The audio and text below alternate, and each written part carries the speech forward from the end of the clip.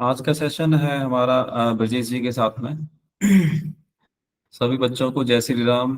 Parents को जय श्री राम, जो भी साथ में जुड़े हुए हैं। आज का सेशन है स्किल डेवलपमेंट के बेहाफ पे ब्रजेश जी ने ऑर्गेनाइज किया है। और उस पे थोड़ा सा हम डिस्कस करेंगे बच्चों के साथ में किस तरह से बिहेवियर स्किल और कम्युनिकेशन स्किल के बेहाफ पे कुछ जो बच्चों से हम समझेंगे, और कुछ जो हमारे आज के स्पीकर हैं ब्रजेश तोमर जी, उनके द्वारा भी कुछ चीजें जो हम सीखने को मिलेंगी। तो सभी बच्चों को अपने अपने बेहाफ पे एक तो अलर्ट रहें, इधर उधर दौड़े धूपे नहीं, और मतलब बैठे रहें बेसिकली क्लास के टाइम पे। तो कोशिश सभी लोग ये करें कि यदि आपको आधा घंटे भी क्लास लेनी है तो प्रॉपर पोजीशन के साथ में। उसमें ये नहीं कि क्लास के साथ साथ में आप लोगों का कोई डिसिप्लिन नहीं, कोई आपका उठना नहीं, कोई बैठना नहीं, चीजों को इतना भी आप यदि त्याग नहीं कर सकते तो फिर इस क्लास का थोड़ा सा प्रभाव इतना नहीं पड़ेगा। क्लास के टाइम पे आपको अवेलेबल रहना है, अलर्ट रहना है, प्लीज। जी ब्रजेश जी, जय श्री राम। सर अनम्यूट करें। जय श्री राम सभी को। जय श्री राम जी। आज का जो टॉपिक रखा है काफी इम्पोर्टेंट टॉपिक है, ईच एंड एवरीवन, सभी के लिए, चाहे वो बच्चे हों या वयस्क हों। टॉपिक है कम्युनिकेशन स्किल। कम्युनिकेशन स्किल जब तक डेवलप नहीं होती तब तक आप किसी भी व्यक्ति के सामने अपनी बात रखने में सक्षम नहीं हो पाते। एक होता है बात रखना, एक होता है वजनदार बात रखना। यदि हमारी कम्युनिकेशन स्किल बहुत अच्छी है तो हमारी बात का एक प्रभाव पड़ता है सामने वाले के ऊपर। ये बहुत इंपॉर्टेंट बिल्कुल। बात। तो उसी विषय पे आज हम थोड़ा थोड़ा सा डालने का प्रयास कर रहे हैं, प्रकाश डालने का प्रयास कर रहे हैं कि अपनी कम्युनिकेशन स्किल को थोड़ा सा डेवलप करने का प्रयास करें। आप लोगों को, शायद बच्चों को अभी महसूस नहीं होगा कम्युनिकेशन स्किल का क्या महत्व होता है। जो लोग प्रोफेशनल हैं वो जानते हैं कम्युनिकेशन का कितना बड़ा प्रभाव होता है।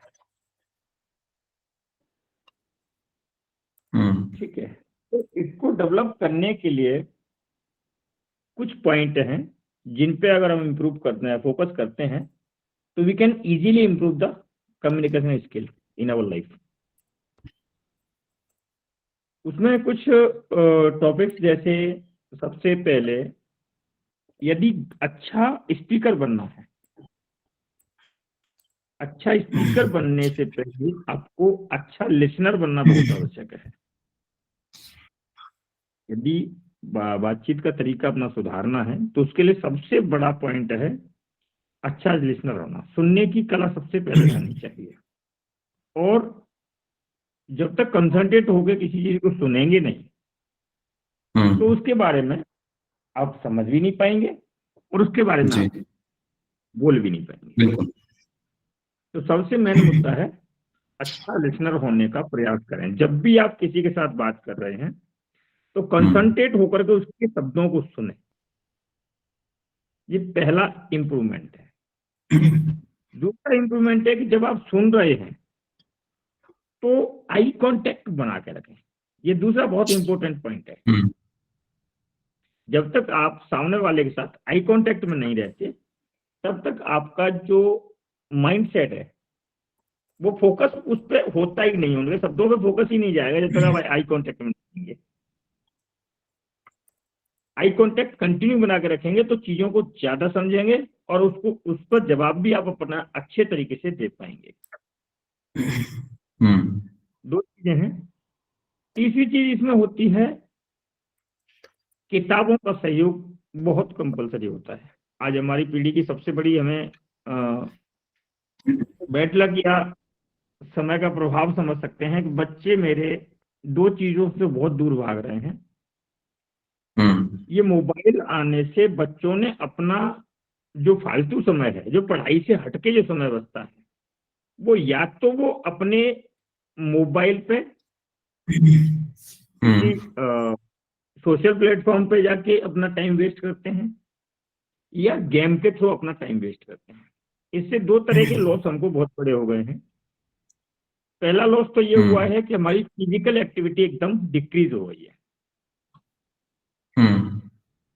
पहला नुकसान है कि हमारी फिजिकल एक्टिविटी मिनिमाइज हो गई, और फिजिकल एक्टिविटी मिनिमाइज होने से सबसे बड़ा नुकसान हो रहा है मेरे शारीरिक विकास का। शरीर तब तक स्ट्रांग नहीं होगा जब तक हम फिजिकल एक्टिविटी नहीं करेंगे। और आज की स्थिति ऐसी बनेगी, जब भी बच्चों को समय मिलता है तो अपना समय वो मोबाइल में देने का प्रयास करते हैं, फिजिकल एक्टिविटी पे फोकस नहीं रहता है। दूसरा प्रॉब्लम ये हो गया है कि किताबों से प्यार बिल्कुल भी नहीं रहा है। कोर्स की किताबें तो पढ़ते हैं, जरूरी है, लेकिन कुछ किताबें कोर्स से हटके भी पढ़नी पड़ती हैं अपनी कम्युनिकेशन स्किल को डेवलप करने के लिए, और पढ़नी चाहिए। पेरेंट्स का इसमें थोड़ा सा दायित्व ये होता है कि जो किताबें बच्चा पढ़ रहा है। ब्रजेश जी, एक मिनट, दीपक ठाकुर, अपनी वीडियो ऑन रखो। दीपक ठाकुर,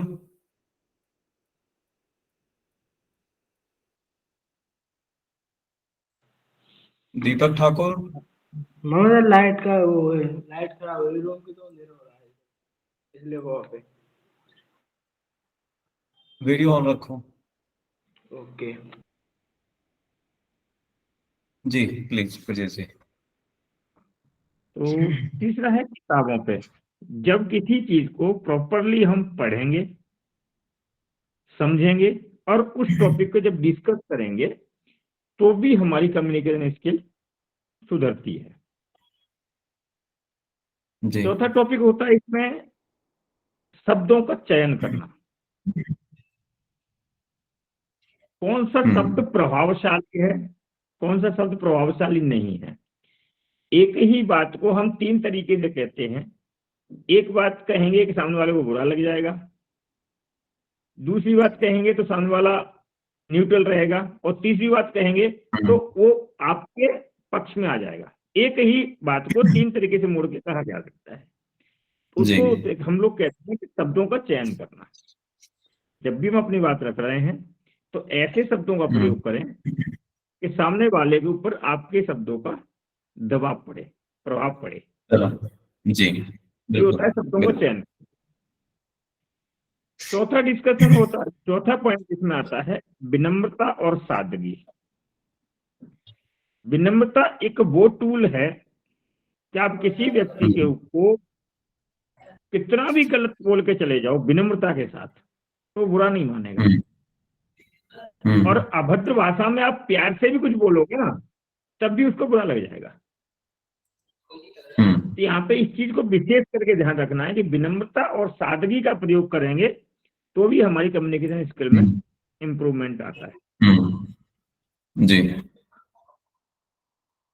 चौथा, पांचवा पॉइंट होता है कि जब भी हमारे सीनियर्स, चाहे वो हमारे टीचर्स हैं, चाहे वो हमारे पेरेंट्स हैं, या हमारे ओल्डेस्ट जितने भी पर्सन हैं, माता पिता हैं, दादी दादा हैं, या चार आदमी जहाँ बैठे हैं, आपस में कोई भी डिस्कशन कर रहे हैं तो वहाँ पे थोड़ा सा गौर से, ध्यान से सुनना चाहिए कि कौन व्यक्ति अपनी बात को कैसे रख रहा है।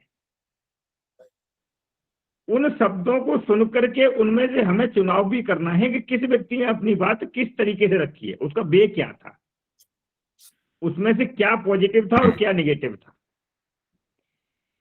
ऐसे करके भी हम अपने कम्युनिकेशन को और अपनी नॉलेज को, इससे दोनों चीजें डेवलप होती हैं, कम्युनिकेशन स्किल भी डेवलप होती है प्लस अपनी नॉलेज भी डेवलप होती है। जी।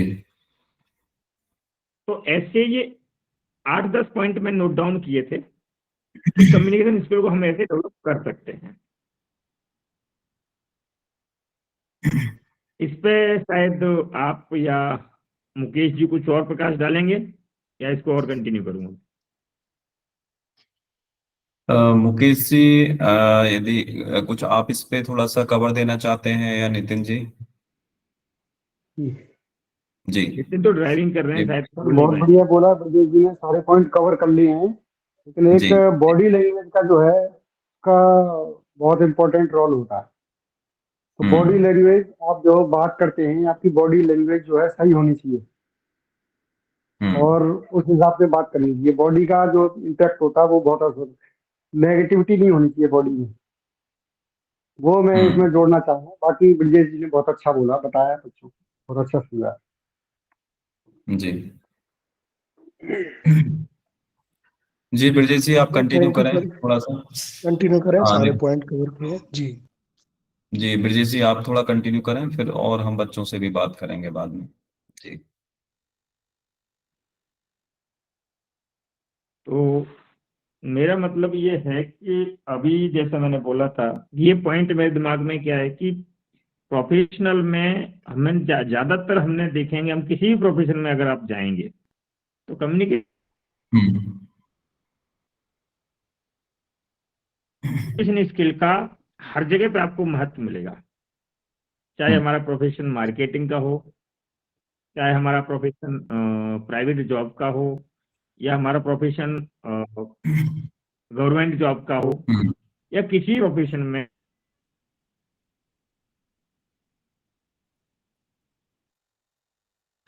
आवाज नहीं आ रही ब्रजेश जी, थोड़ा नेटवर्क का शायद इशू है। जी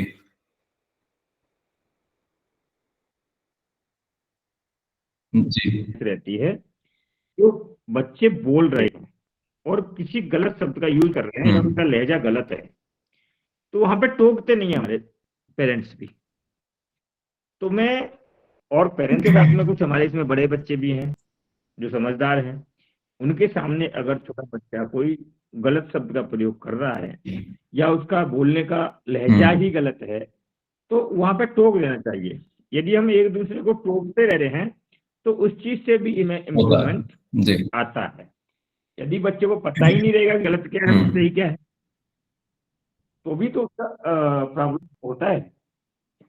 तो मेरा मतलब है कि जब भी हम आपस में वार्तालाप करते हैं, तो हमारे बड़े बच्चे हैं, कुछ छोटे हम्म बच्चे हैं, तो बड़े बच्चे जितने भी हैं, हमारा दीपक है या अभय है, कुछ इसमें समझदार बच्चे हैं जो हाई स्कूल से प्लस हैं, हम्म तो इन बच्चों को थोड़ा सा अपने छोटे भाई बहनों पर भी फोकस रखना चाहिए कि जो बोल रहे हैं जी वो क्या बोलना चाह रहे हैं, या इनका लहजा गलत है तो कैन बी करेक्ट, उन्हें करेक्ट करना चाहिए कि नहीं बेटा ऐसे नहीं, इसको ऐसे इंक्रीज करके लाना है। हम्म यदि हमारे बच्चे और पेरेंट्स दोनों मिलकर के प्रयास करें हम्म तो बच्चों की डेवलपमेंट बहुत अच्छी हो सकती है।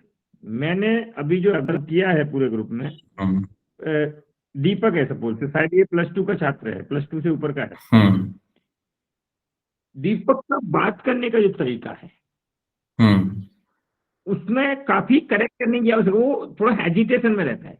एक, जब तक आप अपने अंदर कॉन्फिडेंस नहीं आता, हम्म कॉन्फिडेंस दो तीन चीजों से आता है, कॉन्फिडेंस जब तक आपके अंदर नहीं आएगा तब तक आप अपनी बात रख ही नहीं पाएंगे।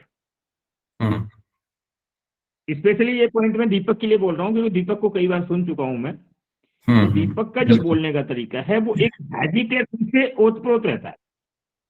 हम्म तो जब तक आप हेजिटेट रहेंगे तब तक आप अपनी बात रख ही नहीं पाएंगे। सबसे पहले बड़ी बात है कि खुद को कॉन्फिडेंट रख करके ही बात करनी है सामने वाले से।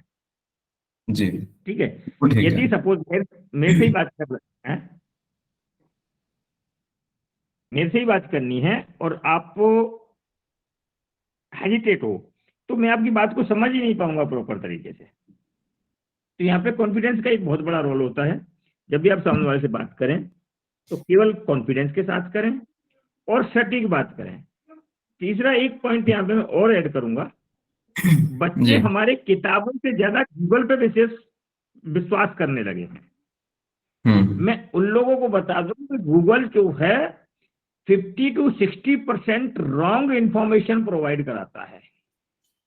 हम्म और मैं इस चीज को चैलेंज भी कर सकता हूं, चाहे वो हिस्टोरिकल नॉलेज आप ढूंढना चाहें, चाहे आप हम्म उस हमारी स्पिरिचुअल नॉलेज आप ढूंढना चाहें, उसमें 50% हम्म तक वो गलत इंफॉर्मेशन प्रोवाइड कराता है।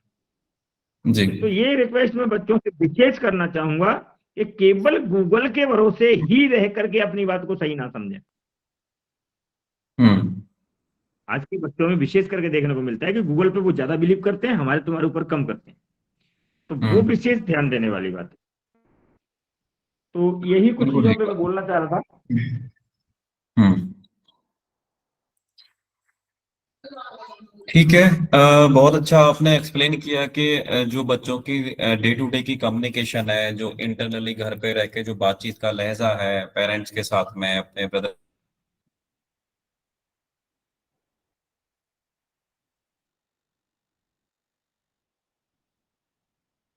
नेटवर्क गया मेरा, नेटवर्क गया।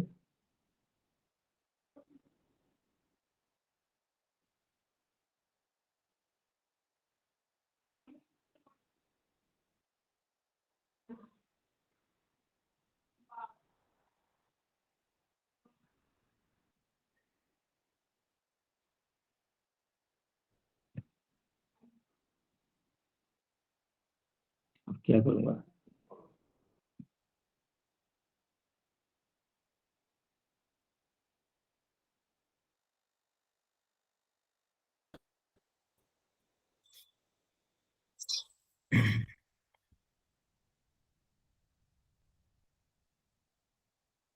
जी, थोड़ा नेटवर्क का इशू आ गया था। अभी ठीक है। हाँ, नेटवर्क का प्रॉब्लम सबसे रहता है। जी। जी, ठीक है। जैसा कि ब्रजेश जी ने बताया, हम वहीं से कंटिन्यू करेंगे कि उन्होंने फैमिली के दौरान या फैमिली में जो बच्चे रहते हैं, अपने पेरेंट्स के साथ में जो कम्युनिकेशन, बोलचाल का जो लहजा है, अपने भाई बहन के साथ में, छोटे हैं आपके से बड़े भी हो सकते हैं, तो जो आपको तरीका अपनाना है उनके साथ में एक लेवल तक, एक तो गलत शब्दों का इस्तेमाल ना हो। आप किसी चीज पे इरिटेट हो सकते हैं, गुस्सा हो सकते हैं। कई बार चीजें खेल खेल में कई सारी चीजें रहती हैं, बच्चों की आपस में एक अटैचमेंट रहती है, ठीक है। लेकिन जो शब्दों का इस्तेमाल होता है, मानो एब्यूजिव लैंग्वेज, गाली गलौज वाली लैंग्वेज, वो उसकी लिमिट्स और उसकी हद आपको पता होनी चाहिए, जिससे कि आपके रिलेशंस पे, आपके अपने व्यक्तित्व पे उस चीज का दुष्प्रभाव या गलत इम्पैक्ट, बैड इम्पैक्ट ना पड़े। क्योंकि यही जो आदतें एक लेवल की रहती हैं, वो गलत आदतें आगे जाके डेवलप हो जाती हैं। अच्छा, उसमें ऐसा नहीं है कि आप लोग यदि सपोज करो आप एब्यूजिंग लैंग्वेज अपनी दिनचर्या में यूज नहीं करते हो, तो बड़े होके ऐसा तो होगा नहीं कि आप लोगों को फिर ये आपके अंदर गैप पैदा हो जाएगा कि भाई आपने एब्यूजिंग देना तो सीखा नहीं है, इसके लिए तो आपको अलग से कोर्स करना पड़ेगा।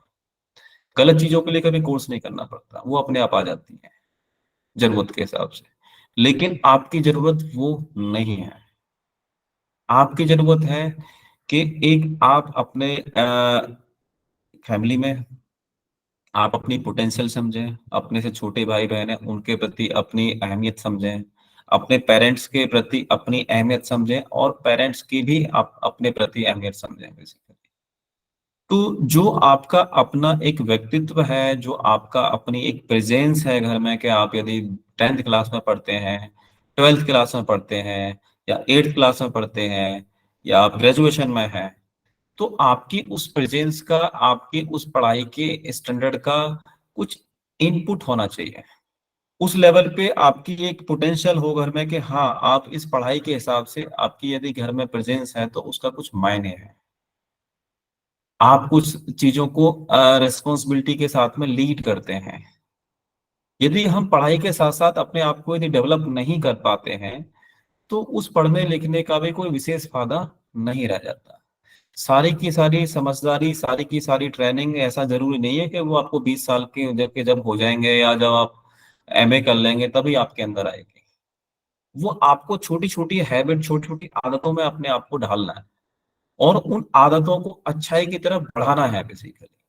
पढ़ाई के साथ साथ आपको सामाजिकता, शिष्टाचार, शिष्टाचार का मतलब होता है कि आपका जो व्यवहार है बड़ों के साथ, छोटों के साथ, आपका अदब, मतलब आपका कायदा क्या है, आप किस तरह से अपने आप को रखते हैं आप फैमिली में, तो वो शिष्टाचार भी आपको साथ साथ आना चाहिए।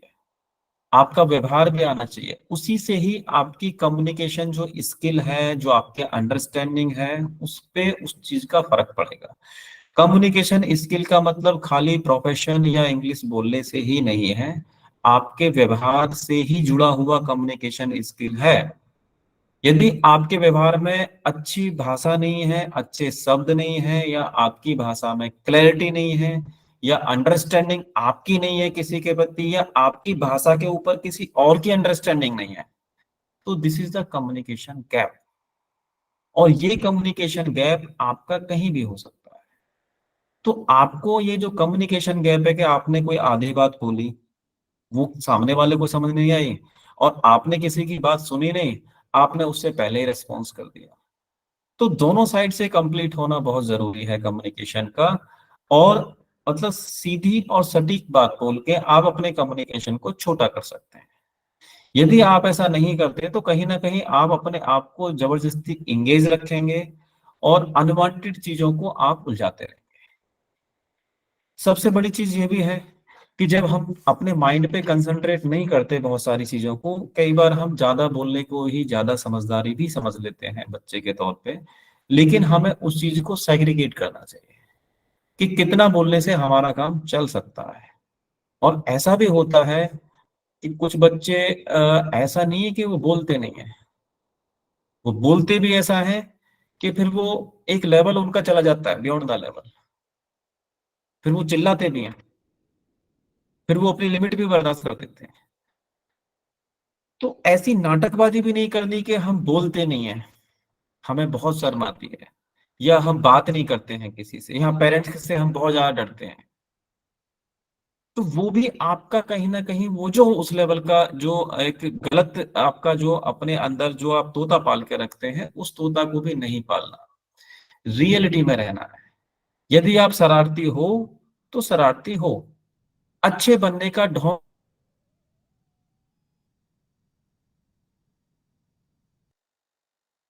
नहीं करना है। आप अच्छे हो तो अच्छे हो, खराब बनने का ढोंग नहीं।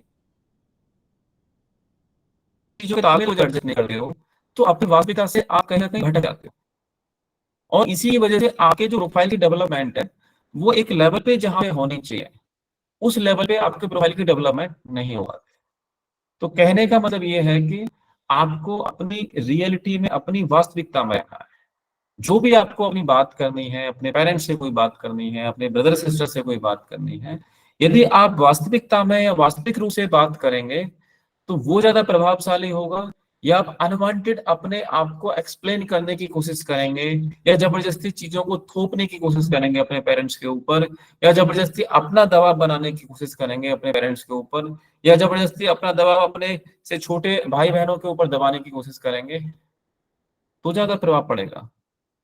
लेकिन यदि आप गलत हैं, चाहे भले ही घर में आप दूसरे नंबर से छोटे, मतलब आप बड़े हैं या आप छोटे हैं, तो आपको ये सेग्रीगेट करना है, इस चीज को सुलझाना है कि where you are wrong, basically where you are on the wrong track in front of your parents also, in front of your brother sisters also. Most of the time we are not having to time to evaluate yourself के where we are wrong basically, and most of the time this is the frictional part के हमको इसी चीज की रस्साकसी में समय निकल जाता है। और इसकी वजह से आपके अपने डेवलपमेंट, आपकी अपनी पढ़ाई पे भी इसका पूरा प्रभाव पड़ता है। यदि हमारे घर में हमारे भाई बहन के साथ में फ्रिक्शंस या लड़ाई झगड़े, या कई बार जब जैसे जैसे आप लोग बड़े हो जाते हैं ना, तो आपके लड़ाई झगड़े भी थोड़े बड़े लेवल के हो जाते हैं। छोटेपन में क्या होता है कि जब बच्चे 4 या 3 साल के होते हैं, अब लड़ाई हुई है 2 मिनट बाद ही साथ में खेलेंगे, ठीक है जी। 6 साल 10 साल के हुए, अब लड़ाई हुई है तो बोले 2 घंटे तक गुस्सा रहेंगे। फिर थोड़े और बड़े हुए, 12 साल के 13 साल के हुए, बोले अब लड़ाई हुई है तो बोले अगले दिन बोलेंगे। थोड़े और बड़े हुए, बोले अब लड़ाई हुई है तो बोले 3 दिन बाद बोलेंगे। फिर जो थोड़ा और बड़े हो गए, शादीशुदा हो गए, बोले लड़ाई हो गई, बोले 2 साल से बोल ही नहीं रहे। Is this the way of living? ये है रहने का तरीका हमारा। प्रॉब्लम ये है बेसिकली, ये गैप्स को ना हम स्टार्टअप से अपने अंदर घुसा लेते हैं बेसिकली। क्यों? जब हम छोटे होते हैं तो हमारे अंदर उतनी अंडरस्टैंडिंग, जितनी हमारे अंदर अंडरस्टैंडिंग कम होती है ना,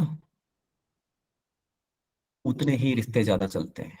जब जब हम जितने ज्यादा समझदार हो जाते हैं ना, रिश्तों की बुनियाद उतनी ही कम हो जाती है। तो जो रिलेशन है, रिलेशनशिप है, रिश्ते नाते हैं, उनमें समझदार बनने की जरूरत नहीं है। समझदारी से कभी रिश्ते नहीं चलते। रिश्तों में आपको बेवकूफ बने रहने की जरूरत है। समझदारी आपके अपने प्रोफेशन के लिए होती है, समझदारी बाहर के लिए होती है। जब कोई बाहर वाला आप पे अटैक करता है, बाहर वाला आपको टारगेट करता है, then you need to use your knowledge, then you need to use your expertise, then you need your professionalism also.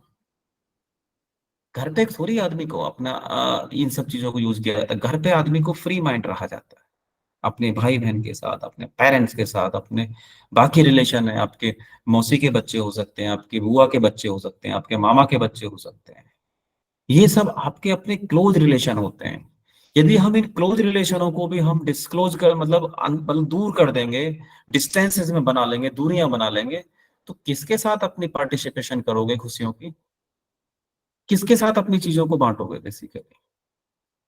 कि फिर वो 20 साल 25 साल वाला वो पड़ा वो हो जाएगा कि भाई इनकी शादियां हो गई, वो उनसे बोलते नहीं है, वो उनसे राखी नहीं बंधवाते, वो उनके घर नहीं आते, वो उनके घर नहीं जाते, उनको 2 साल हो गए। ऐसे ही तो एग्जाम्पल आप लोग सुनते होंगे। तो बेटा जो भी आप लोगों के ये फ्रिक्शंस हैं, चीजें हैं, इनको छोटे छोटे लेवल पे उनको एडजस्ट करके उनको न्यूट्रलाइज करना बहुत जरूरी है।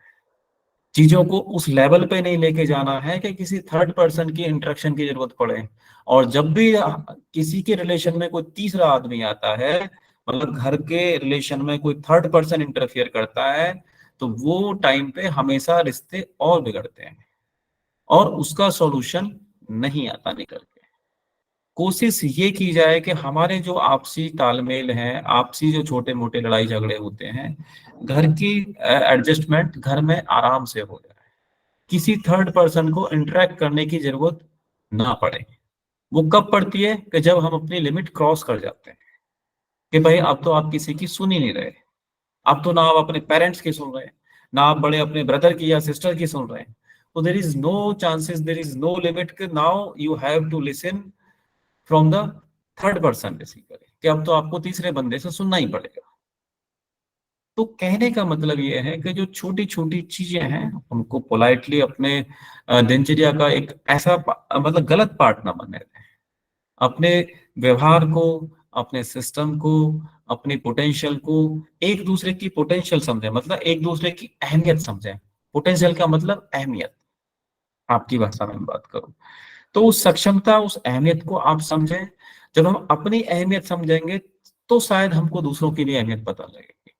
और जैसे ब्रजेश जी ने बताया कि आप जब आप बात करते हैं तो आपका कॉन्फिडेंस लेवल का एक लेवल होना चाहिए।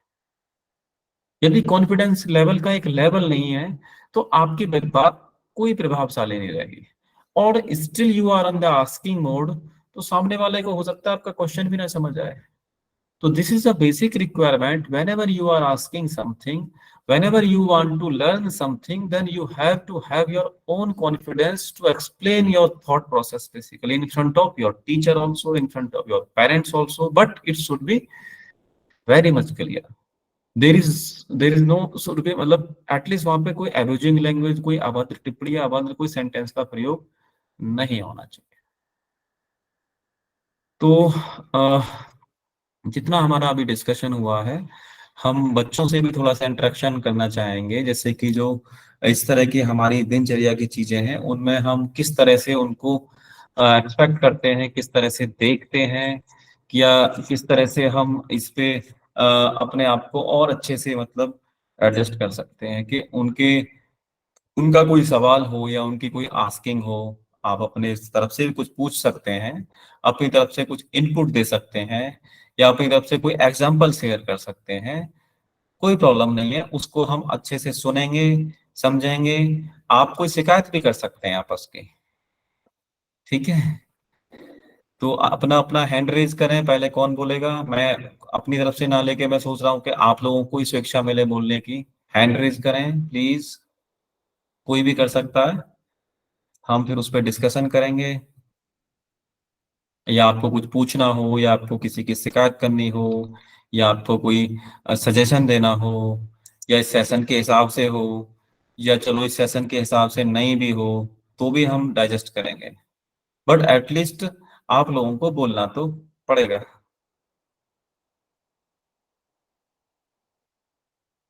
मैं बात करूंगा खुशी से। खुशी राघव, आवाज आएगी बेटा? हाँ आचार्य जी। जय श्री राम बेटा। जय श्री राम। बेटा बताइए। हाँ, जैसे आज का आपने सेशन सुना, आपको कुछ पूछना हो या आपको कुछ बताना हो तो आप बात कर सकते हैं जी। मामा मैं बिल्कुल अभी आई हूँ, तब से भैया ही क्लास कर रहे हैं। अच्छा कोई बात नहीं, हम नेक्स्ट कैंडिडेट ले लेते हैं, तो उसको अभय को बात कराने के लिए बोलो। भैया अभी वॉशरूम गए हैं। कोई बात नहीं, कोई बात नहीं। तब तब तक हम नेक्स्ट कैंडिडेट ले लेते हैं। नेक्स्ट कैंडिडेट में ले लेते हैं आकांक्षा को ही ले लेते हैं। जी आकांक्षा बेटा, जय श्री राम। जय श्री राम सर। जय श्री राम बेटा जी। सर जैसे अभी सीखा हमें कि जैसे कम्युनिकेशन स्किल्स में कुछ पॉइंट्स होते हैं जिन्हें हमें फॉलो करना चाहिए। जी। जैसे हमारे वर्ड्स बिल्कुल क्लियर होने चाहिए बिल्कुल। और आई कांटेक्ट मतलब सही से आई कांटेक्ट करना चाहिए, बॉडी लैंग्वेज होनी चाहिए। हम्म। और मतलब जी। अगर आपके वर्ड्स क्लियर नहीं है फिर हम अपनी बात को रख ही नहीं सकते, फिर सामने वाला हमारे क्वेश्चन को समझ ही नहीं सकता। Correct correct. और अगर जैसे सामने वाले ने कुछ क्वेश्चन किया तो पहले हमें उसको सुनना पड़ता है, फिर समझना पड़ता है, फिर उसका आंसर देना पड़ता है। ये भी बहुत इम्पोर्टेंट है। देखो इसने बहुत अच्छी बात बोली है आकांक्षा ने कि बिफोर एक्सप्लेनिंग या कुछ भी आंसर करने से पहले हमको क्वेश्चन को समझना चाहिए, चाहे भले ही आप 2 बार पूछें कि सर मुझे समझ में नहीं आया आपने क्या पूछा। तो ये बहुत अच्छी बात है और बहुत अच्छा संकेत भी है कि हमको क्वेश्चन को रिपीट कराने में हिचक नहीं करनी चाहिए। यदि आपने क्वेश्चन ढंग से सुना नहीं और आप किसी चीज का गलत आंसर करते हैं, कई बार ऐसा क्लासरूम में भी होता है, आपकी ट्यूशन या कोचिंग में भी ऐसा हो सकता है, या किसी और नॉर्मल आपके उसमें भी हो सकता है, तो पहले आप पूरी बात सुने। बहुत अच्छी बात है जी बेटा। Akanksha, if you want to add something तो you can also add please. No sir. जी, थैंक यू बेटा। अच्छा लगा। और ये बहुत इंपॉर्टेंट है कि हमें अपनी बात को मतलब एटलीस्ट सामने वाले के क्वेश्चन, सामने वाले की चीज को सुनना बहुत जरूरी है। ठीक है, ठीक है। ये नेक्स्ट हम जी। सेशन का ये टॉपिक का मतलब ही यही है कि सभी बच्चों को बोलने का ये समझ रहे हैं हाँ ना कि कौन कैसे बोलता है, तुम्हारा कॉन्फिडेंस क्या है, सभी को बोलना है यहाँ पे। हाँ बेटा, अब तो इसमें मेरे ख्याल से सभी बच्चे रेगुलर आते हैं, और एक आध कोई हम किसी की बात ना करें तो मैक्सिमम बच्चे हमको रेगुलर सुनते हैं, रेगुलर आप लोग आते हैं, कई के सारे सेशन ले चुके हैं आप लोग। तो इस चीज को आप भली भांति समझते भी हैं, इस ग्रुप की सिस्टम को भी समझते हैं। और हमारी कोशिश यही है कि आप लोगों को कुछ एक मतलब यहाँ पे कोई होमवर्क नहीं दिया जा रहा आप लोगों को कि आप यहाँ से भी आपको होमवर्क मिलने लगे। हम कभी नहीं चाहते कि आप यहाँ से कोई होमवर्क लेके जाएं। यहाँ से आप अच्छी बातें सीखें, अच्छी चीजें, अच्छी हैबिट सीखें जो शायद आपको बुक्स में भी ना मिले, अपने सिलेबस में भी ना मिले, तो जो आपके खुद की डेवलपमेंट में काम आएंगे, आपके कल को प्रोफेशन में भी काम आएंगे, कल को आपकी अपनी खुद की व्यवहार है, खुद की दिनचर्या में जो आपकी पर्सनैलिटी का पार्ट है, जो आपके प्रोफेशन से अलावा भी आपके समाज में काम आएंगे। आपके धार्मिक जो ज्ञान है, जो धर्म के बारे में जो नॉलेज है, उसमें भी चीजें काम आएंगी। कल को आपकी अपनी डेवलपमेंट, आपके अपने बच्चों के लिए आगे प्लान चीजें रहेंगी, तो एटलीस्ट आपका मैसेज, आपकी डेवलपमेंट का प्रभाव औरों पर भी पड़े, इसलिए ये सेशन है जी। इसमें दीपक ठाकुर जी। जय श्री कृष्ण सभी को। जय श्री कृष्ण। कल तो आज के टॉपिक था कम्युनिकेशन, हमको कम्युनिकेट कैसे करना चाहिए, वो तो जी। आकांक्षा ने बता दिया। तो मैं जैसे बोलना चाहूँगा तो उन्होंने वो बताया मेरे अंदर की हेजिटेशन के लिए। तो जी। ये चीज़ मैंने बहुत बार महसूस की, किसी से बात करते टाइम मैं बहुत बार हेजिटेट हो जाता हूँ, तो इस वजह से अपनी बात को सामने वालों को ठीक से बता नहीं पाता, समझा नहीं पाता। तो मैं इसलिए क्वेश्चन पूछता हूँ कि अपना कॉन्फिडेंस बढ़ाने के लिए, अपनी बात को अच्छे से समझाने के लिए, किसी से मतलब अपने कॉन्फिडेंस बढ़ाने के लिए क्या वो करना चाहिए थोड़ा बहुत। ठीक है। देखो इसमें सबसे बड़ा जो रोल है, यदि हमारे अंदर इस तरह की हिचकिचाहट है, इस तरह की यदि कोई प्रॉब्लम है, वो हो सकती है और भी किसी में हो सकती है, और देन काफी सारे बच्चे इसी से सफर करते हैं। लेकिन आप इस चीज को, अपनी आवाज को या अपने एक्सप्लेनेशन को आप रिकॉर्ड करके दोबारा सुन सकते हैं। जब आप उस चीज को रिकॉर्ड करेंगे और उसको वापस से सुनेंगे, then you will be able to find your mistake, where you are weak, where you are strong. That's why we are trying to record the all session. जितने भी सेशन होंगे ये सब रिकॉर्ड होंगे, और आज का सेशन भी रिकॉर्ड हो रहा है, so that you can listen after this session. और सारे के सारे लोग वीडियो में आने वाले हैं, ये ध्यान रखना, जितने भी लोग ऊपर नीचे बैठे हुए हैं ना, सब वीडियो में आने वाले हैं। तो इसलिए ये सेशन अब रिकॉर्ड भी हुआ करेंगे, और आज का सेशन भी रिकॉर्ड हो रहा है, और ये यूट्यूब पे वायरल भी होगा। ठीक है, आप लोग सब यूट्यूब पे आएंगे। तो जो भी चीजें हैं, सिस्टम है, उसकी आपकी अंडरस्टैंडिंग, आपके डेवलपमेंट के लिए है। तो आप अपनी वॉइस को रिकॉर्ड करके सुने, अपने आप को मतलब आप, धीरे धीरे आती हैं ये चीजें, एक साथ नहीं आती हैं, लेकिन धीरे धीरे उस चीज को आप अंडरस्टैंड कर सकते हैं। लेकिन जितना हो रियल बनने की कोशिश करें। हमारे अंदर ऐसा ऐसा कब आती है, जब हम किसी, अच्छा एक चीज बताइए आप मुझे, जब हम किसी का रोल प्ले करते हैं, जब हम किसी की एक्टिंग करते हैं, सपोज करो मैं योगेश सोलंकी हूँ, अब मुझे किसी फिल्म में, मूवी में मुझे रोल मिल जाए उसका, मान लेते हैं उसका, चलो मान लेते हैं शक्ति कपूर का मिल जाए, या किसी भी करेक्टर का मिल जाए। अब मैं शक्ति कपूर तो हूं नहीं, अब रोल मिल गया मुझे शक्ति कपूर का, तो मुझे शक्ति कपूर के डायलॉग के लिए, शक्ति कपूर जैसा बनने के लिए 50 बार एक स्क्रिप्ट को पढ़ना पड़ेगा, 50 बार उसकी तरह का मुझे फ्लो बोलना पड़ेगा, 50 बार मुझे उस तरह की एक्टिंग करनी पड़ेगी जो कि मेरे प्रोफाइल में नहीं है। हम असहज तब होते हैं कि जब कहीं ना कहीं हम अपने आप से भटके हुए हो। जब हम रियल होते हैं, जब हम रियलिटी और वास्तविकता में रहते हैं, तो हमारे अंदर वो असहजता आने के चांसेस बहुत कम होते हैं। जब हम जो होते नहीं है, यदि वो बनने की जब हम कोशिश करते हैं, तो देयर इज ए चांसेस कि भाई अब उसमें असहज फील होता है। मतलब हम वास्तविकता से हटके जब चीजों को रखते हैं, ऐसा नहीं है कि आप लोग जिस लहजे में बात करते हैं, जितनी सहमता से बात करते हैं, क्या आप एक्चुअल लाइफ में इतने सहमे हुए हैं? नहीं ना। तो इसका मतलब क्या है, आप कहीं ना कहीं थोड़ा थोड़ा अपने आप को गैप बना रखा है। तो कोशिश करें कि वास्तविकता में रिटर्न करें अपने आप को। जब हम वास्तविकता में रिटर्न होंगे, तो शायद हम उस वास्तविकता से ही शायद चीजें अच्छे से सीख पाए। और वास्तविकता से जब तक हम अपने आप को नहीं रखेंगे, तो हम कहीं ना कहीं बेस चीजों से दूर हो जाते हैं। इसीलिए हमारे कम्युनिकेशन की जो पोटेंशियल, जो कॉन्फिडेंस होता है, जो डेवलपमेंट होती है, वो निकल के नहीं आती है, और हम उसी रस्साकसी में लगे रहते हैं, कैसे करें कैसे करें कैसे करें। लेकिन जो आपकी वेवलेंथ है समझने की, समझाने की, उस पे भी मतलब मल्टीपल तरीके से क्रॉस चेक करने की जरूरत है अपने आप को। ठीक है, नेक्स्ट मैं बात करूंगा छाया भाटी से। जय श्री राम बेटा। जय श्री राम मामा जी। जी बेटा, जैसे आज का सेशन है कम्युनिकेशन स्किल का, या घर पे किस तरह का व्यवहार करना है, या क्या आपको आज के सेशन के बारे में बोलना है या पूछना है या कुछ बताना है आपको, प्लीज। और आपने तो काफी सारे सेशन अटेंड भी किए हैं, कि जो हमने चीजें बोली हैं कि घर पे हमें सही भाषा का इस्तेमाल करना चाहिए, या हमें अपने छोटे और बड़ों के बीच में, या अपने भाई बहन के प्रति किस तरह के तालमेल के साथ में रहना जरूरी है, जिससे कि जो हमारे गैप हैं, फ्रिक्शंस हैं, ज्यादा लंबे टाइम तक ना बढ़े। और जो फ्रिक्शंस यदि पैदा भी हो जाते हैं, मतभेद, उनको हमें न्यूट्रलाइज कर लेना चाहिए। जी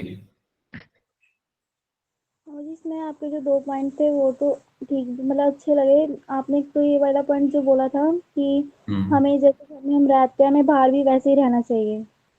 हम्म पॉइंट में एक तो ये बात काफी अच्छी लगी, क्योंकि देखो अगर हम घर में जिस तरीके से रहेंगे, अगर हम उस तरीके से बाहर दिखाएंगे तो ठीक है। अगर हम लोग ये नहीं कि घर में तो हम बिल्कुल ही ऐसे रह रहे हैं शैतान बनकर, और बाहर जाकर ये दिखा रहे हैं कि हम कितने सीधे हैं। इसमें बेटा मैं ये चीज बोलूंगा, देखो घर के और बाहर के बिहेव में आपको मैनेज करना है। मतलब कई सारे आपको सावधानियों का, कई सारी चीजों का हमें तालमेल बिठाना होता है। हमारा घर और बाहर के बिहेव में ये डिफरेंस था कहने का, कि हम बेसिकली जहां पे जितनी जरूरत है, हम कई बार पेरेंट्स के सामने भी इतने अपने आप को अच्छा बन के दिखाते हैं, इतना कई बार हम पोलाइट होके दिखाते हैं, जो हम होते नहीं है। बाहर पे हम बहुत ज्यादा शैतानी करते हैं, बहुत ज्यादा अपनी वो रहते हैं, लेकिन घर पे आने के बाद में आपकी रियल पिक्चर कुछ और ही होती है। तो एटलीस्ट बेसिकली आपकी जो स्ट्रॉन्ग पिक्चर हो वो बेसिकली बाहर के लिए तो पहले हो, और जो बाकी आपकी बिहेवियर या जो आपकी मतभेद वाली पिक्चर है, ईगो आपकी घर पे ना आए। जो आपकी ईगो को, और कई सारी देखो पर्सनल कैरेक्टर है, ये पर्सनल जो स्वभाव होते हैं, जो पर्सनल जो आदमी का चरित्र इस तरह से रहता है कि भाई हम किस तरह से, किस मोशन में, किसके सामने किस तरह से बात करनी है, घर पे कैसे करनी है, बाहर कैसे करनी है, उनके मल्टीपल तालमेल हैं। किसी एक लैंग्वेज में अभी हम उनको आपके सामने नहीं एक्सप्लेन कर सकते, क्योंकि आपके अभी एज लिमिट सब लोगों की एक लेवल तक है। तो हमें उन सब चीजों को भी आपको उस लेवल पे हम फ्री नहीं छोड़ सकते। लेकिन हाँ, ये है कि जो आपकी डेवलपमेंट वाली एज है, आप लोग कोई 10वीं में है, कोई 10th 12th में है, तो आपको उस चीज को बैलेंस कर इसलिए करना है, कल को आपको प्रॉपर सोसाइटी के लिए तैयार होना है, कि सोसाइटी के लिए तैयार होने में कोई ऐसा गैप ना रह जाए कि जो आपको 20 साल बाद पता लगे तो ऐसा रह गया। तो आपको समाज के मल्टीपल पहलूज का भी ध्यान होना बहुत जरूरी है। मतलब कहने का मतलब, केवल और केवल आपको किताबी कीड़ा ही नहीं बनना है, किताब ही नहीं पढ़नी है, एजुकेशन तक ही नहीं सीमित रहना है। एजुकेशन के अलावा भी आपकी डेवलपमेंट, आपकी परवरिश के जो आपके संस्कार हैं, बाकी पार्ट हैं, पढ़ाई के साथ साथ में उनको भी बैलेंस करना, उनको भी अपनी लाइफ में उतारना बहुत जरूरी है। ब्रजेश जी, आप इस पे कुछ कहना चाहेंगे थोड़ा सा? अभी यही कहूंगा और कि बच्चों के भी इनपुट लेंगे जो, अभी थोड़ा सा हम। हाँ तो बच्चों के इनपुट ही ले लो पहले, फिर लास्ट में बोलूंगा मैं। हाँ हाँ, बस एक ही शब्द है मेरा जी दिमाग ठीक में। है, ठीक है। मैं बात, नेक्स्ट हम सक्षम राघव से बात करना चाहेंगे। बेटा सक्षम राघव, जय श्री राम। बेटा आज का अनम्यूट करो पहले। जय श्री राम सर। जी, जय श्री राम बेटा। बेटा आज के सेशन के बारे में आप कोई पूछना चाहें या कोई इनपुट या सुझाव देना चाहें तो बात कर सकते हैं। नो जी सर, बस तो मैं रेगुलर नहीं आता क्लास में, तो मैं सेशन के बारे में ज्यादा कुछ कहना नहीं चाहूंगा। पर ठीक है। आज के सेशन से जो मैं सीखा हूँ वो मतलब जो हम्म कॉन्फिडेंस लेवल होना चाहिए हम्म वो मॉडरेट होना चाहिए। मतलब जब हम घर के बाहर जाते हैं, या फिर आपने तो घर के बारे में बताया, वैसे जब हम घर के हम्म बाहर जाते हैं या फिर कहीं बाहर किसी से बात करते हैं, तो फिर जो कॉन्फिडेंस लेवल होना चाहिए वो मॉडरेट लेवल का होना चाहिए। ना ज्यादा हम्म ओवर कॉन्फिडेंस, ना अंडर कॉन्फिडेंस। तो हम्म मतलब ये कॉन्फिडेंस जो है ये बॉडी का एक की पॉइंट है। हम्म, तो जी ये बिल्कुल ठीक कॉन्फिडेंस। बात है। जी, आज का देखो बेटा हमने सेशन बहुत लिमिटेड रखा है, लिमिटेड इन द सेंस कि जो आज का टॉपिक था, देखो कम्युनिकेशन स्किल, यदि हम बात करें इसको, आज हम बिहेवियर स्किल की बात करते हैं, और ये भी केवल और केवल घर के और घरेलू लेवल पे हमने इस चीज को रखा था।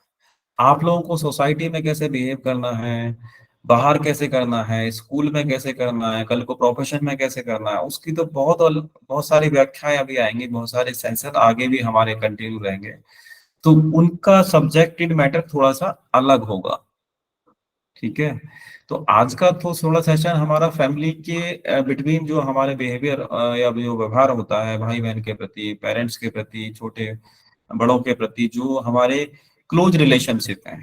क्योंकि हमारी 2 3 4 पिक्चर होती है, कि बाहर की पिक्चर कुछ और होती है, स्कूल की कुछ और होती है, फैमिली के साथ में कुछ और होती है, या फैमिली से हम हट के अपनी मौसी के पास चले जाते हैं, वहां पे पिक्चर कुछ और हो जाती है, नानी के यहाँ पे जाते हैं तो वहां पे कुछ और हो जाती है, अपने किसी और रिलेशन में जाते, किसी के बर्थडे, किसी, हाँ किसी के बर्थडे में चले जाते हैं, वहां पे किसी के बर्थडे में चले जाते हैं, वहां पे रिलेशन, वहां पे कुछ पिक्चर और हो जाती है। तो मल्टीपल चीजें हैं, लेकिन उनको बैलेंस करना है। मैं ये नहीं कह रहा हूँ कि आप लोगों को किसी फंक्शन में जाके एंजॉय नहीं करना है या चीजों को बहुत लिमिटेड रखना है, but you have to know your limits whenever you are doing something in front of anyone basically. आप फैमिली में हैं, फैमिली से बाहर हैं, लिमिट्स और आपके संस्कार, आपकी चीजें आपको पता होनी चाहिए। बाकी मल्टीपल हमारे डिस्कशंस उसमें आते रहेंगे चीजों के लिए। हम केस स्टडी के हिसाब से भी बताएंगे, एग्जाम्पल के हिसाब से भी बताएंगे, चीजों के हिसाब से भी आपको एग्जाम्पल देके बताएंगे कि किस किस तरह की चीजों को हम या आपको किन चीजों के बारे में आगाह करना है, किन चीजों के बारे में आपको बताना है। अभी तो आप लोगों की हम बेसिकली पोटेंशियल बढ़ा रहे हैं सुनने की, आप लोगों की क्षमताएं बढ़ा रहे हैं सुनने की, आप लोगों की अंडरस्टैंडिंग का एक हम लेवल डेवलप कर रहे हैं आपके अंदर। उसके बाद अभी तो आपने सेशन सुनने हैं बेसिकली।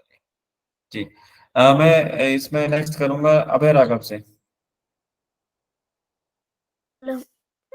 जय श्री राम सभी को। जय श्री राम। आज की क्लास में आचार्य जी ने वो बताया था कि हमको बोलते टाइम हमारी कम्युनिकेशन स्किल कैसे होनी चाहिए, मतलब बॉडी लैंग्वेज के बारे में बताया था कि बॉडी लैंग्वेज सही होनी चाहिए, और जब कभी हम किसी से बात बोल रहे हैं तो सामने वाले की पहले बात सही से सुननी चाहिए कि वो कह क्या रहा है, किस बारे में बोल रहा है, जी किस उससे बोल रहा है, वो देखना चाहिए। आई कांटेक्ट हमेशा एक दूसरे से वो होना चाहिए कि ताकि ये नहीं लगे कि हमारा कॉन्फिडेंस कम है, या वो है कि बात में दम नहीं है इसकी में। अगर हमारा आई कांटेक्ट मिला हुआ नहीं होगा तो सामने वाले को लगेगा कि इसकी बात में दम नहीं है, या फिर ये अपनी बात पे कॉन्फिडेंस नहीं है, ये सब चीजें। और सब एक और चीज बताइए कि वर्ड का चयन करना, चूजिंग वर्ड, ये सबसे वो थी कि कब किस टाइम पर हम किन वर्डों का यूज करना है, किस जगह पर कौन से वर्ड यूज करने हैं बात करने के लिए, ये थी। और दूसरी ये थी कि गुस्से पे वो रखना, मतलब बात करते टाइम कभी गुस्सा आ जाता तो उस पर कंट्रोल रखना है, ये चीज बताई थी। और भी बहुत चीज बताई थी, बस ये जो बताया था ये बिल्कुल ठीक है। हमें चीजों को बैलेंस कि करना है। और फोन के यूज से जो बताया था कि फिजिकल जो मतलब पहले जब फोन वगैरह नहीं थे तो बाहर बच्चे खेलते थे वगैरह, अब वो टाइम पास करने के लिए खेलते कम है, फोन का यूज ज्यादा करते हैं। उससे जो फिजिकल होती है, फिजिकल एक्टिविटी नहीं हो पाती फोन की वजह से। और बुकों से भी वो कम हो रहा है। अभी बताया था सर ने जैसे कि गूगल हमें 50 से 60% गलत जानकारी देता है, और मैक्सिमम जो लोग होते हैं वो गूगल पे ही सर्च करते हैं, बुक से नहीं करता कोई। आजकल सब गूगल पे ही चेक करते हैं जो चीज करते हैं, बुक से कोई कुछ चीज ये नहीं करता कि हमें ये चीज बुक से देखनी चाहिए या वहां से जानकारी। हर कोई सोचता है कि हाथ में फोन है तो गूगल से चेक कर लेंगे। अब ये बहुत कम पता होता है ये चीज सही है या गलत है। ठीक है, बिल्कुल ठीक बात है। चीजों को हमने यूज भी करना है और उनको थोड़ा बैलेंस रखना है, बिल्कुल ठीक है। ओके बेटा, नेक्स्ट पे हम नितिन जी कुछ कहना चाह रहे हैं। नितिन सर जी, जय श्री राम। जी जय श्री राम सभी को। तो सबसे पहले ये है बहुत अच्छा सर ने सेशन लिया और सारी चीजें बड़े बारीकी से बताई हैं। तो इसमें जैसे इन्होंने बात की कि आई कांटेक्ट, तो आई कांटेक्ट होना क्यों चाहिए। अब जैसे मानो हम दो लोग बात कर रहे हैं, कोई तीसरा आ गया, हमारी बात किससे हो रही है, जो हम दो लोग बात कर रहे हैं। मानिए सपोज लेट्स अज्यूम एग्जांपल, मैं योगेश जी से बात कर रहा हूँ और तीसरा यहाँ पे अभय जी आ गए, ठीक है। अब मानिए मैं योगेश जी जो मुझसे कह रहे हैं मैं उनकी तरफ देख नहीं रहा और मैं अभय जी की तरफ देख रहा हूँ, तो इट मीन्स क्या होगा, वो कहीं ना कहीं एक तो योगेश जी को लगेगा यार मैं इनसे बात करने आया हूँ, ये मेरी तरफ देख भी नहीं रहे, मेरी बात सुन भी रहे हैं क्या, पहला डाउट ये आएगा।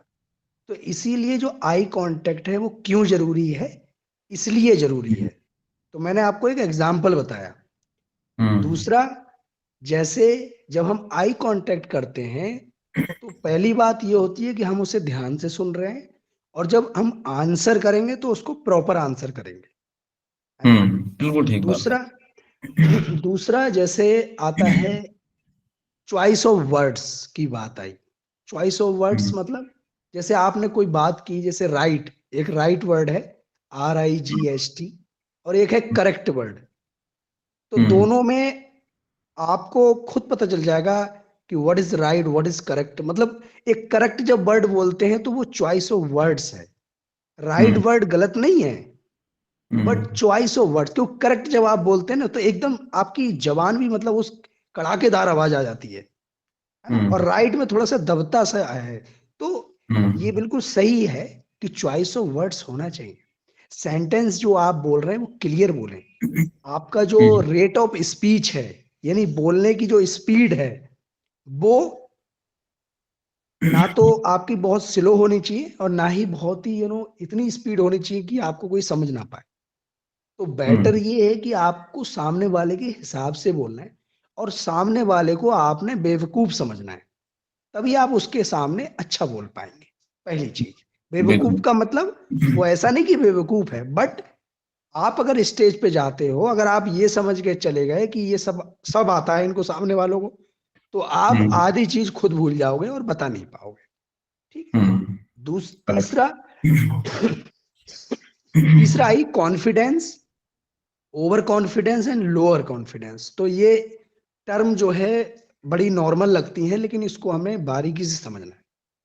जैसे ओवर कॉन्फिडेंस या जो है कॉन्फिडेंस, तो इसमें मैं आपको एक एग्जांपल देता हूं।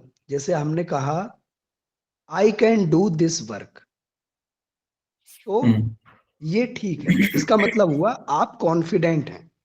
आपको कोई टास्क दी या कोई वर्क दिया तो आपने कह दिया ठीक है मैं ये कर पाऊंगा, आई कैन डू दिस। ठीक है, तो ये हुआ आपका कॉन्फिडेंस।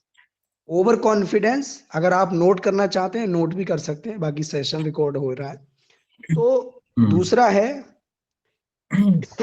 है कि ओवर कॉन्फिडेंस किसे कहेंगे।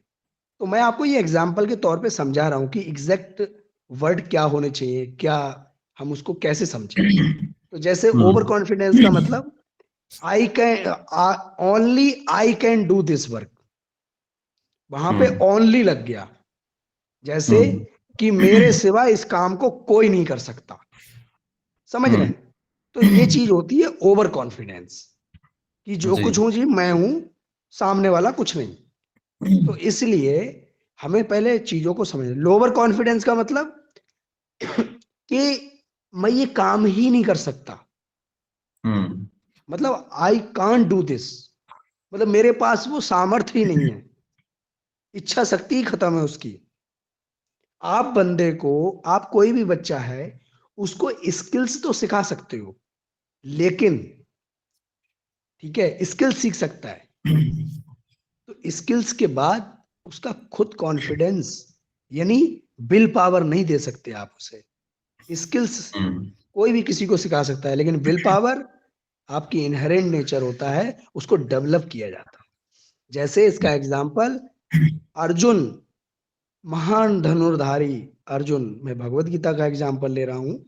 महान धनुर्धारी अर्जुन, गांडीव धनुर्धर, स्किल्स है उसे, किसने दी स्किल्स? द्रोणाचार्य ने। लेकिन युद्ध के अपने लोगों को देख के ही वो हाथ कांप रहा है, बोले मेरे हाथ से गांडीव छूट रहा है। तो इसका मतलब क्या हुआ, यानी स्किल्स उसके पास थी, लेकिन फिर भी वो इसको यूज नहीं कर सका कि मैं क्या करूं। भगवान ने फिर उसे ज्ञान दिया, है ना, और बताया कि क्या सही है क्या गलत है। तब कहीं जाके उसके अंदर की जो विल पावर है सॉरी, जो विल पावर है वो जागी और फाइनली उसने युद्ध किया। तो बात यहाँ पे विन और लॉस की नहीं है कि लूजर हैं आप या विनर हैं, नो डजंट मैटर। इसमें मेन पार्ट है taking part is most important. जब तक आप उसमें जाएंगे नहीं, जब तक मानिए आप कुश्ती लड़ने जाएंगे नहीं दंगल में, आपको कैसे पता चलेगा कि आप जीतोगे या हारोगे, आप बताइए। तो इसका मतलब हुआ कि पहला पार्ट है taking part is most important, यानी आपके अंदर से पहली बात वो डर निकल गया कि मैं हारूंगा या जीतूंगा। क्योंकि ऊपर कौन चढ़ेगा, ऊपर कौन जाएगा, वो तब तक जाएगा, तब जाएगा जब उसे ये भरोसा होगा कि मैं हार भी सकता हूं जीत भी सकता हूं। अब मानिए जैसे दंगल होता है, मैं एक एग्जांपल ले रहा हूं, कोई भी खेल हो सकता है, तो उनको पता है कि एक को ही जीतना है एक को हारना है, लेकिन अगर दोनों ही पहले ना जाए तो ये चीज कैसे हो पाएगी कि कौन जीतेगा कौन हारेगा? तो द रीजन बिहाइंड दिस कि पहले से हमें वो डर को निकालना पड़ता है, अपने आप को उसके लायक बनाना पड़ता है। कोई भी जन्म से नहीं सीख के आता। जैसे आपने बच्चों एक मूवी देखी होगी 12th फेल, जो अभी न्यू लॉन्च हुई है ना? तो उस मूवी में देखिए, हर मूवी गलत भी नहीं है, लेकिन हाँ, गलत चीजें ज्यादा बनाई जाती हैं, अच्छी चीजें कम बनाई जाती हैं।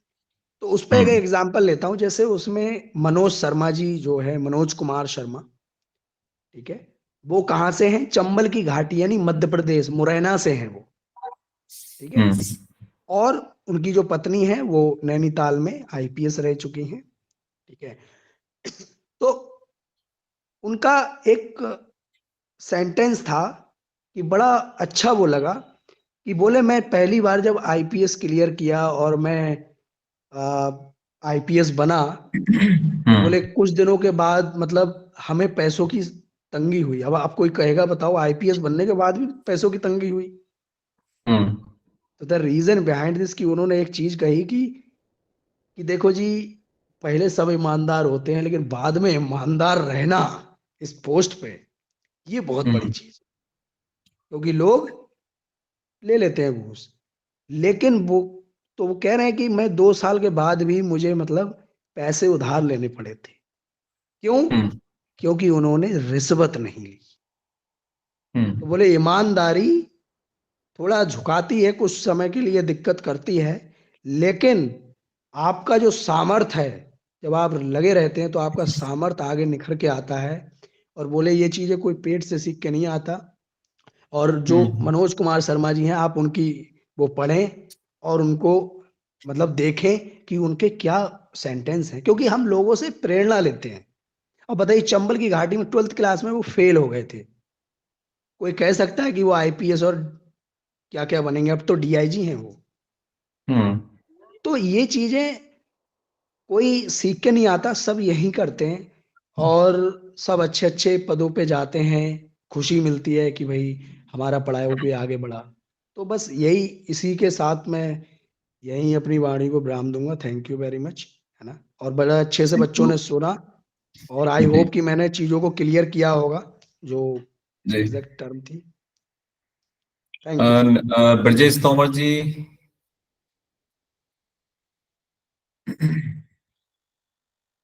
Yes sir. जी, मैं बस एक क्लोज करें छोटा सा सेशन ऐड को। आप करूंगा। ही के, हाँ, आप ही के उस पे क्लोज होगा। हाँ, जी क्लोज कर रहे हैं। आज एक छोटी सी जी चीज बोलूंगा इसमें जी कि जब तक दिमाग में पॉजिटिविटी रहेगी, तब तक नेगेटिविटी आने का कोई चांस नहीं रहेगा। एग्जाम्पल, खाली बंजर पड़ी भूमि में घास फूस पैदा हो जाता है। इसलिए कृपया सभी बच्चे अपने आप को ये पॉजिटिव चीजों में, तो नेगेटिविटी से दूर रहेंगे। Thank you. थोड़ा आवाज आपकी ब्रेक हो रही थी। बिल्कुल ठीक बात है, ब्रजेश जी ने ये बात बोली है कि हमारे अंदर जो विचार होते हैं उनके ऊपर ही डिपेंड करते हैं कि किस तरह के विचार हमारे अंदर आएंगे। यदि हम पॉजिटिव हैं तो पॉजिटिव विचार ही आएंगे, नेगेटिविटी के लिए जगह नहीं होगी। और जो आप, जैसे उन्होंने एग्जाम्पल दिया, जो खाली बंजर जमीन है उस पे ही घास फूस उगती है, मतलब। जी ब्रजेश जी, राइट? उसको यस थोड़ा यस कवर सर। करें। हाँ, तो कहने का मतलब है हाँ, कि खाली बंजर।